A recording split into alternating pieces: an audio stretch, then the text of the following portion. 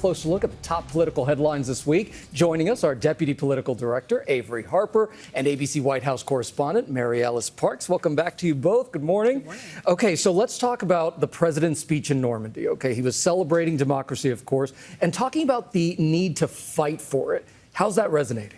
Right. So these remarks were not just about defending democracy on the world stage. They were also about defending democracy here at home. And Biden didn't make any clear references or mention Trump by name, but they were definitely parts of that speech in which he was trying to draw a contrast between him and the former president. And in fact, for the Biden campaign, it is a cornerstone of that campaign to frame Donald Trump as a danger to democracy. And yes, it does have the capacity to resonate. I'll tell you, we asked in our May ABC News Ipsos poll about the issues that were going to be the most important to voters as they decide who they're going to vote for.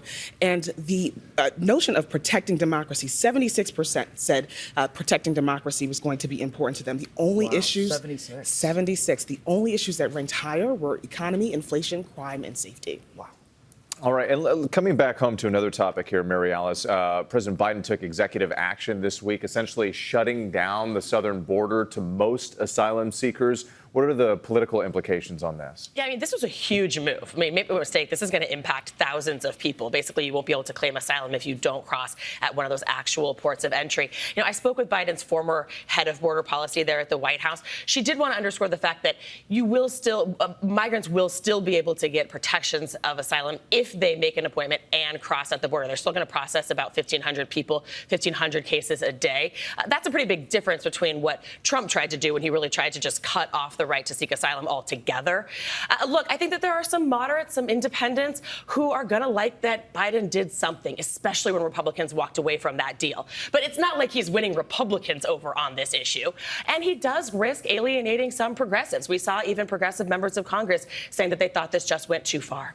And Averi, let's turn back to Donald Trump and his possible picks for vice president. He's got a short list. What is he looking for? Who does he need to help him? Well, sources tell ABC News that they have asked a short list of candidates for some vetting information, including North Dakota Governor Judd Burgum, Senators J.D. Vance, Marco Rubio, and Tim Scott, Congressman Byron Daniels, Congresswoman Elise Stefanik, and former HUD Secretary under Trump, Ben Carson. If that list is any indication, Trump is looking for someone who is going to be an unapologetic defender and supporter of him. Many of those folks turned up at the New York City courthouse to support him amid his hush money trial, and all of these folks have been very visible in their support for Trump.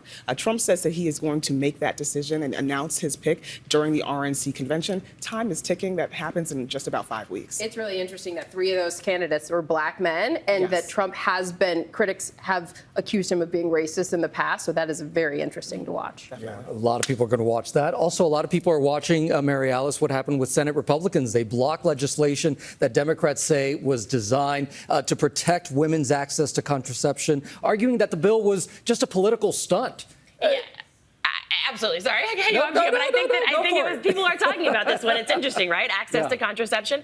I mean, Democrats were just trying to make a point. Republicans do that all the time, though, too, by the way. They bring up messaging bills on their own. And it was interesting that 2 female Republicans did cross party lines and voted with Democrats on this.